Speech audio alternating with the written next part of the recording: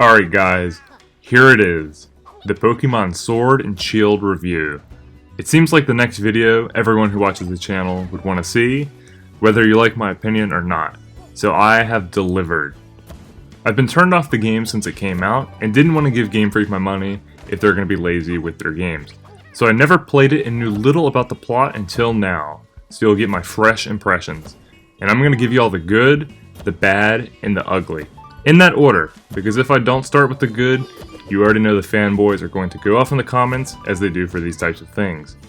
You may be wondering why the background is ukulele gameplay.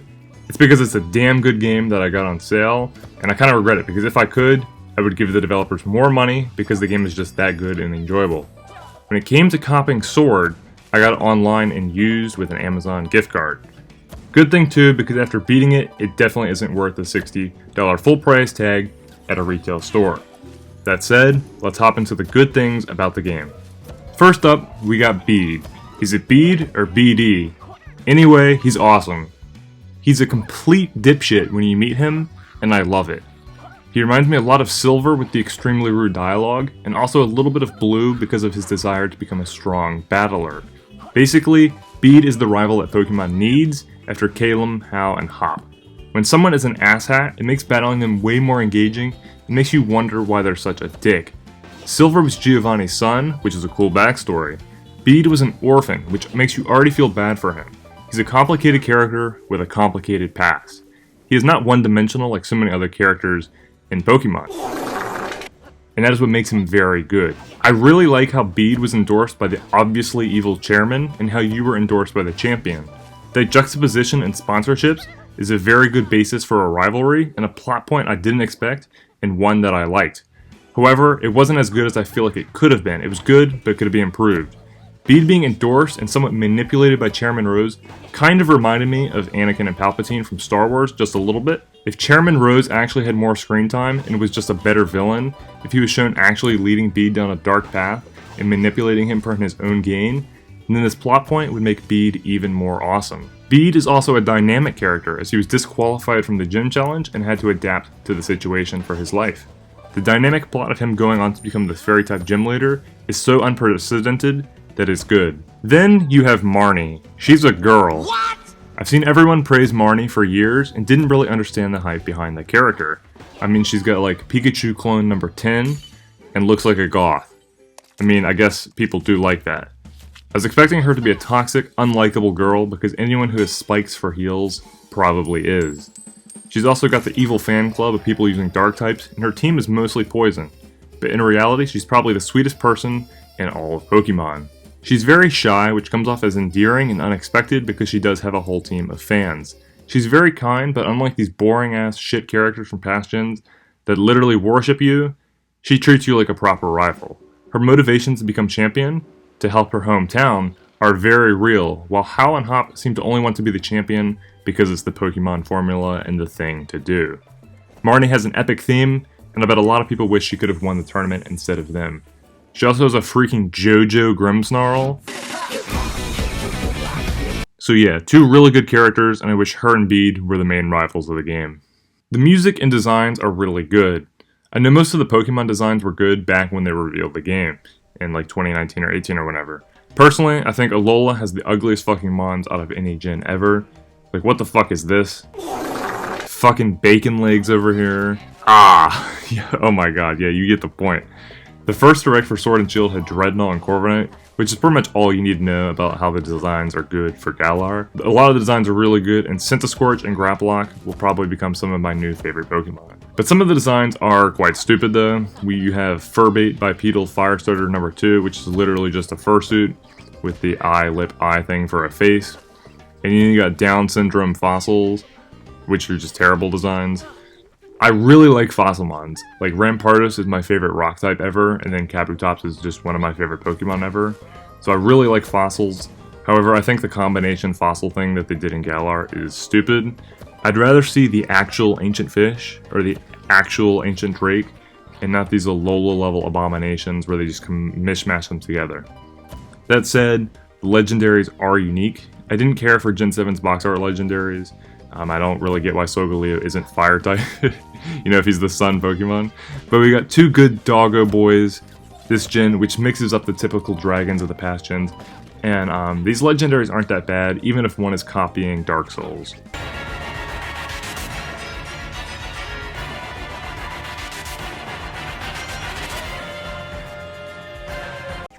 Sword and Shield's music is probably its best factor. Masuda is a fantastic composer, but not that great at making games. And the Battle Tower theme by Toby Fox, holy shit, probably the best theme in the game. But yeah, almost all the town musics are bangers, and a lot of the battle themes are good as well.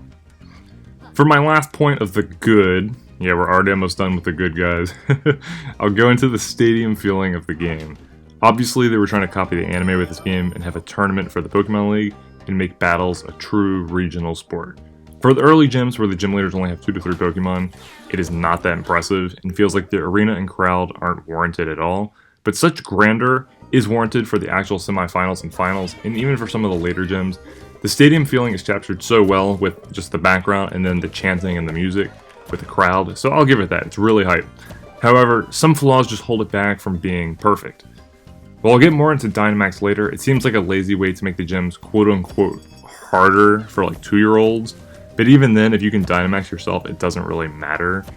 I did a no Dynamax playthrough myself because I don't like the mechanic for competitive, and it's practically a win button for a playthrough when fighting a gym.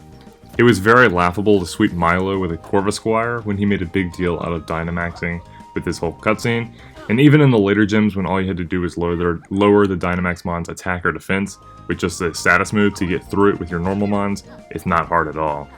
Not Dynamaxing yourself requires just that little bit of strategy, and Pokemon should be all about strategy. The game is just frankly too easy. All Pokemon needs as a series is a built-in difficulty option, which games have had for decades. I mean, even if they just had a difficulty where all gym leaders had 5 mons, competitive natures, items, abilities, and IVs and EVs, then Dynamax wouldn't even need to exist at all for gym leaders to pose a threat. Even with Dynamax pretending to be a threat for 2-year-olds, the gym feels like they're programmed to let you win even with that crutch. Like I said, I wasn't Dynamaxing, and therefore Bia's Machamp basically killed my entire team, except for my Galarian Yanmask. She has a fucking Dark-type move because she literally used Max Darkness on my prior Pokemon, yet when I was on my Ghost-type, my final Pokemon, and she was shrunk down to size, all she used on her Machamp was Scary Face, a move that lowers speed. That would make sense if she only had Fighting-type moves left, but she has fucking knockoff. I googled it, and she used Max Darkness the turn before. She could have easily killed my freshly caught, unleveled up weak-ass Yanmask with 1 or 2 knockoffs, but she refused to. She used Scary Face like 8 times in a row, while I barely did any damage to her each turn with my own attacking moves. It's extremely disappointing and basically a joke at that point. The AI for gym leaders is either programmed to let you win, or so bad that I don't think we should ever play Pokemon ever again. When in comparison to hacks like Renegade Platinum or Blaze Black 2, where all gym leaders have 6 Pokemon competitive moves and items and will destroy you if you don't have 6 good things with coverage, then Pokemon Sword is just useless as a challenging story mode RPG, and only may be valuable for catching new Pokemon and battling your friends. That transitions us into the bad, and there's a whole lot of it when it comes to the story. And also some gameplay as well, so let's go into the raids. This is my face during a Sword Shield raid. This is the shittiest gameplay mechanic and extremely fucking boring, and I think it's even worse that it was one of the main marketing points originally. The whole reason they invented Dynamax wasn't for the plot, wasn't for the gym leader crutch, or anything else. They invented it so you could do raids against big Pokemon, and I wonder where they got that idea from. Unlike Sword and Shield, Pokemon Go raids are actually fun and engaging. I've done them, I have Pokemon Go. Every player will have a different goal in the game, but the obvious goal of Pokemon Go is to complete the Pokédex. Because you can't transfer mons into it like the main series games, you have to catch everything yourself in the app, which promotes going to new places like your local park to catch Pokemon. Pokemon Go raids have rare Pokemon and legendaries that you can't normally catch on your everyday walk, and that is why people like the Poké raids, not because the Pokemon within them are big. Whoever is the executive at Game Freak who decided to make raids and Dynamax Pokemon doesn't really have the biggest of brains. Like I said, Sword Shield raids are flat out boring, Dynamax Pokemon are nothing but health sponges, and take at least 2 minutes to even take out, even if you have battle animation turned off, because the game has to tell you what every person out of the 4 players does, and sometimes the fights drag on forever because the Dynamax Pokemon puts up a shield or 2 shields, and these shields can absorb up to 4 attacks each, and this has just no point but to prolong the fight. Every time the shield comes up, this is my fucking face. And unlike Pogo, where you get exclusive Pokemon from raids like Landorus lately, you don't get shit in Gen 8. Oh yeah, I can't wait to fight a giant Hoot Hoot, even though Hoot Hoot is on Route 1. He's just so big and epic. Honestly, I hate the raids even more because they're not contextual in the slightest. No matter where you are in the wild area, they're always in this barren, ugly landscape. I wouldn't really care about the landscape immersion, because like in the old games, there's just no backgrounds at all. But they're fine because it's universally like that. But throughout Sword and Shield, you have landscape-specific backgrounds like a bridge, a wheat field, or an icy ocean, and that is pretty cool and immersive. But this raid landscape is so dull and really lame, like there's no detail to it at all. The only time it switches up is in the post-game, when you do Dynamax raids inside the stadiums. This is a little bit more contextual, but the post-game is flaming hot pile of garbage, that this little bit of context doesn't really make those raids better. Basically, they introduce raids at the beginning of the game, completely forget about their main mechanic, and then thrust it down your throat and make you do like 6 of them back to back in the post-game. And then, if you're trying to just do raids with your friends online, there is no fucking friend invite or way to reserve a spot when you try and do it, so random dickheads can join your lobby and fill it up, so you have to go back out and reload the room, literally, like we did it yesterday, up to 10 times, despite your friends trying to join as fast as possible. Literally trying to get into a fucking match with your friends online before other random people do is more engaging than the actual raid itself, because raids are just mash A, just mash your best attack. If the raids had strategy, they'd be more interesting and possibly even fun, but the game refuses to let you use your brain. Those dumbass shields that I mentioned earlier are so momentum breaking and destroy my IQ. No matter if your move is super effective or not, you break 1 out of their 3 to 5 shields. Multi-hit moves will only break 1 shield, not 3 if the move hits 3 times. If you use Swords Dance and buff your attack, you still only break 1 shield and not 2 or 3. There's no reward for buffing. If your shitty AI Eevee friend wastes a turn by using Helping Hand on you, your boosted move only does 1 shield and not 2 or 3. And even if you do use Swords Dance and attack when there are no shields up to do more damage, the Dynamax Pokemon in the game will say fuck you and will nullify your stat changes, basically meaning the game will let you be smart and buff and speed up the process of fighting these slow health sponges. There is no reason for this at all. Like, Pokemon's appeal is that it's a strategic turn-based combat game, and taking the strategy out of it is just not fun at all. And the fact that you have to do raids to get certain TRs is extremely fucking stupid. TMs were made infinite after Gen 5, but Game Freak was like, let's go back on that and make all of the good moves be one-use items that you have to get through this shitty gameplay mechanic. Like I said, I hate Dynamax a lot. As a competitive concept, I think it's really boring. It does have some strategy to it, and it's not the worst thing ever, but straight up, no gimmick Pokemon battles are just more interesting to watch, and I think better for the series overall. As a raid mechanic, it's extremely boring. I just said it's like the worst thing ever. As an RPG mechanic, it's probably an instant win against a gym leader, and they really only exist to make the gym leaders quote-unquote threatening. I didn't use it throughout my playthrough, but the gyms were easy without it. The one saving grace for Dynamax is that it could be a great Galar exclusive story mechanic and make Sword and Shield Pokemon games with a very unique and compelling story. However, Dynamax isn't just presented in the right way for that to be the case. There's a lot of missed potential. This ties into problems of the villain, Rose, the legendary Eternatus, bad pacing, and just a serious lack of focus with the plot. There's a saying for writing, show, don't tell. You want to show people what is happening, and not tell them. Sword and Shield suffers from telling you what is happening, and it's awful. It treats you like you have an IQ of 2. The game treats its players like they're stupid, and there's just no depth to any of the dialogue for the most part when it comes to the main story. For example, a Dynamax Pokemon appears in the city as a result of Rose's power plant, and it's supposed to be a big threat to the region. Leon and his Charizard take it out. You don't visually see that, you're just told that it happens, and it's so boring.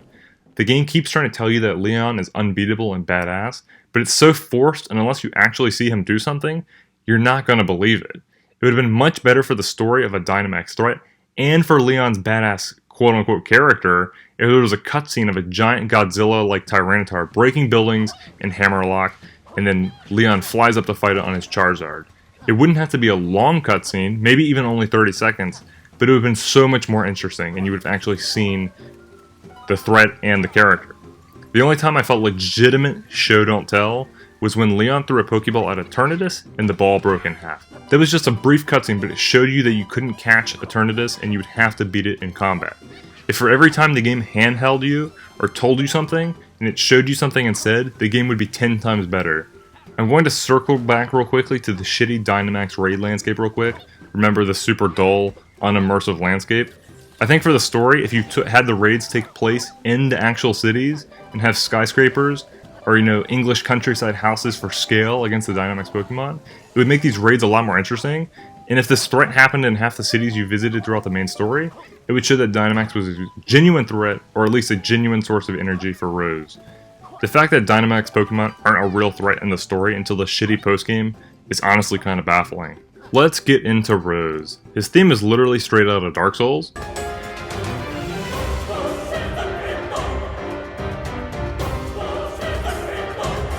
But he's the worst villain in all of Pokemon. It makes me sad because I feel like if he was actually a good villain, then Sword and Shield wouldn't be bad games.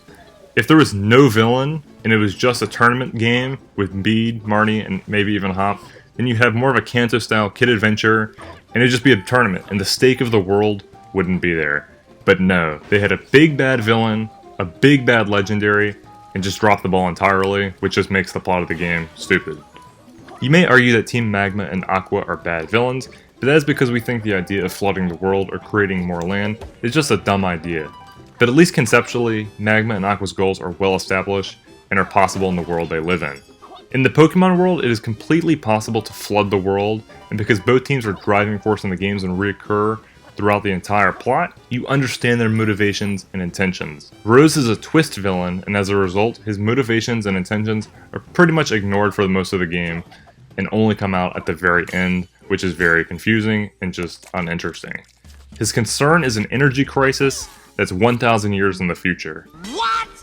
I don't understand it, and none of the characters in-game really do either. I don't even think Rose or the writers knew what they were doing. Heliolisk's Pokédex entry says that it can generate enough power to run a skyscraper, and Regieleki says it can power all of Galar. Rose's goal is fundamentally stupid because he doesn't live in our own world with limited technology. He lives in the Pokemon world where energy is infinite, because any electric type and even, I guess, water and flying types with wind and, wave power could just power everything forever. Like, he doesn't really have a concern. I'm going to tell you how I wish Rose was, so he could have been a better character, and how Sword and Shield could have been a better game.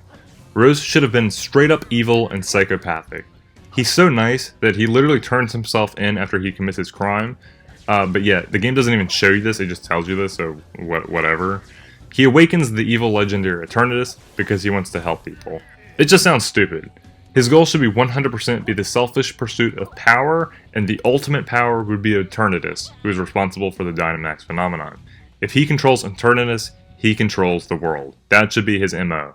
And throughout the entire game, he should have been accumulating more power in this aim, popping up every once in a while, constructing more power plants, watching gym leaders Dynamax in their stadiums, forcing Bede to Dynamax against his will, enslaving electric Pokemon to give him more power. Just do something. He could have done all of this and more and still be a twist villain for the most part.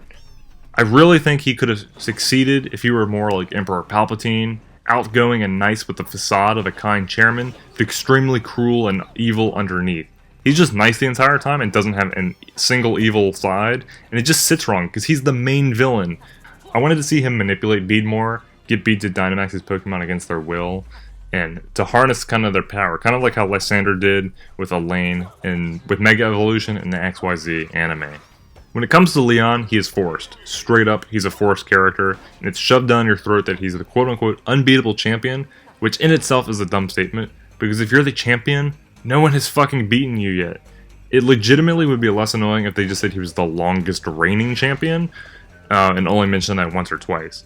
Just like Bede, I think it would be incredible if Leon was manipulated by Rose. This would make Rose a better villain, and would give Leon more character traits. Leon can be this badass champion with proper storytelling and not forced dialogue. As it stands, his only flaw is that he gets lost. Yeah, let's scrap that, that's stupid.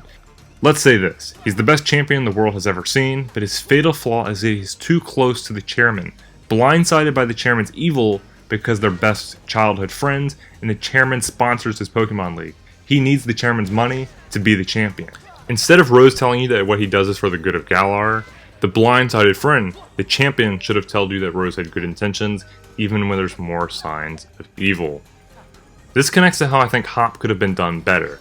Hop is straight up annoying. While his character had some growth and ultimately landed in a decent spot at the end of the game, he was just so fundamentally forced and annoying and handholds you through what feels like the entire game. You can't go 2 feet without him appearing and having a cutscene, and you also battle him like 3 or 4 times before the first gym, and his team doesn't even change between like 2 of the battles. He's the most invasive rival in the entirety of the series, and it feels like he hijacks the protagonist title from you the player, which is stupid. If they wanted Hop to be so prevalent, we should have just played as him. His character only exists in relation to you the player and his brother Leon, and he doesn't have the same interesting and engaging complexities like Bede and Marnie. When Bede registers for the tournament, he says he's endorsed by the chairman, right? And then Hop is all like, he thinks he's so good because he's sponsored by the chairman, and then Hop proceeds to go up to the counter and be like, I'm sponsored by the champion only because I'm the champion's younger brother, and that's the only character trait I have. Sign me up faster, you minimum wage worker. Like, Bede is mean, but he's got the orphan backstory to back it up. Hop has just no backstory or character, and he's just annoying and unwarranted in like every part of the game. I think they could have made Hop be a little bit more mischievous. This would have helped the plot too, because you don't learn about Eternatus causing the Darkest Day until 2 seconds before you fight it. Like, you know about the Darkest Day because Sonya's telling you all about it, but like, Eternatus isn't mentioned at all. You needed to learn about Eternatus earlier in the game. And I think it would have been great if Hop is mischievous, and you and him did an Among Us infiltration moment into Rose's power plant, and found out about his plans as soon as you reach Hammerlock.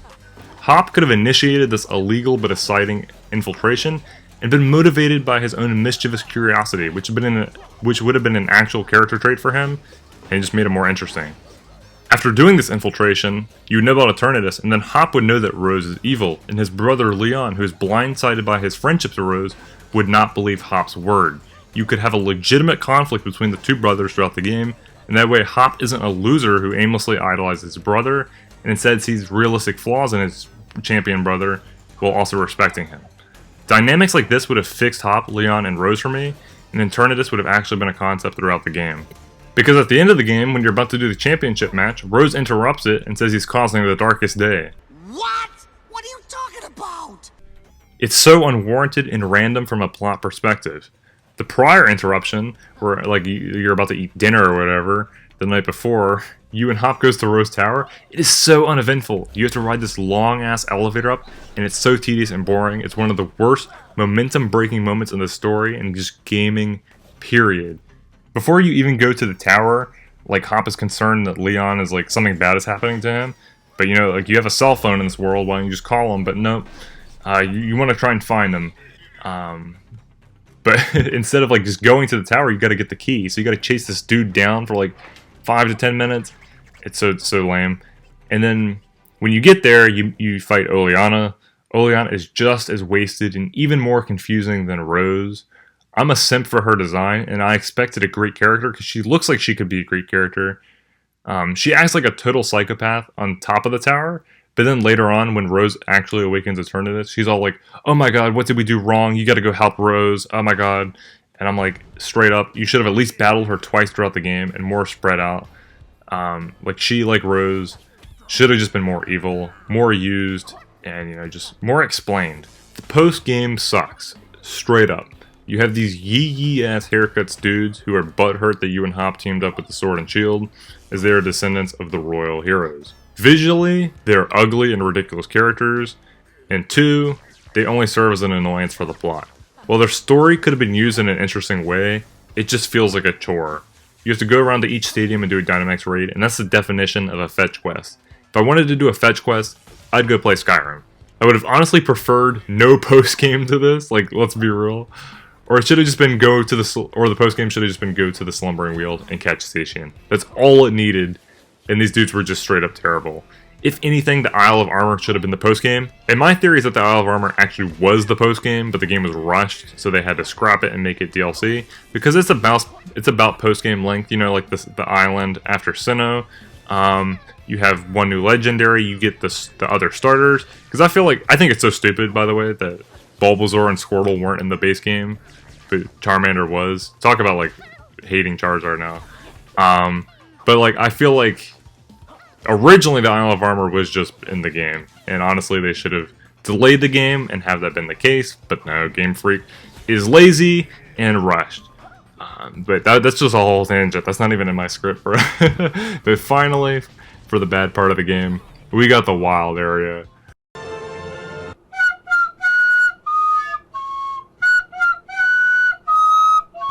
This was another selling point for the game, but honestly it's kind of shit though. I like the actual routes, because you can see the Pokemon walking around in the grass, and I think that's a really good feature. But with that feature, the actual appeal of the wild area is just diminished, because you can see Pokemon in the grass everywhere, and not just the wild area, and that's kind of like the main appeal of the wild area, I guess. But the wild area has terrible draw distance, that Pokemon literally just pop in and out of nowhere as you walk around. It's very laughable on Switch modern gaming hardware. The area is just also big and empty. Open worlds are cool, and we can meme Skyrim all you want, but it's fun to explore because you have caves and dungeons and enemies and NPCs everywhere. The Sword and Shield wild area is just lifeless. All you do is bike around and touch these redstones to get some quote-unquote watts, and maybe do an unimmersive Dynamax raid, but it's so boring. I was excited for Legends Arceus, but if it's as empty as the wild area, the game might actually suck. And then finally, if you ever go online and you walk around the wild area, your frame rate drops to like 3 or 4, and you see random people bike around everywhere, and I'm like, this doesn't need to be in the game. Like, they tried to make Sword and Shield be like a multiplayer experience, but it's just laggy, and like I don't get any joy from seeing random players like just walk around this untextured grass, you know what I mean? If they wanted to do multiplayer, I think it'd be better if you could just actually have a friend invite, and invite like your one or two good friends, and then walk around everywhere and not just the wild area, like, you know, walk around in cities. But I don't know, I don't think we'll ever get to that point. And then after beating Sword and Shield, I've kind of severely lost interest in it. Like I said 2 years ago, what are you going to do after you beat the game? It lacks a national dex, and I can't use my favorites like Torterra, Rampardos, and Oshawott. But the Battle Tower is pretty decent, but like it kind of stops giving you rewards after the Master Ball tier. Like you got like 50 BP after like the Ultra Ball tier, but then when you beat like Leon again after the Master Ball tier, he only gives you like 2 BP, which is kind of confusing. But fundamentally, Sword and Shield is lazy and bad on the basis of no national dex alone. The motto of Pokemon is to catch them all, and well, you can't. If your favorite Pokemon isn't in the game, you've just gotten a big middle finger from one of the wealthiest companies on Earth. A lot of the fanboys who idiotically suck Game Freak's dick say that this isn't a problem, and that Sword and Shield are good games without it. But I don't see how anyone can get to that logic, and I've illustrated that even if you add the decks back in, like even if you can't, even if I could use Torterra, Rampardos, and Oshawott, that would not make the game better. Like, go ahead, you can't unsuck your game. Rose is entirely underwhelming. Eternatus comes out of nowhere, and Hop and Leon are some of the most forced characters in just anything ever. Like I said, I truly do believe though that Sword and Shield had potential. I enjoyed parts of the game despite its flaws, and will actually remember beating Marnie, while I have like no recollection of Gen 7 at all.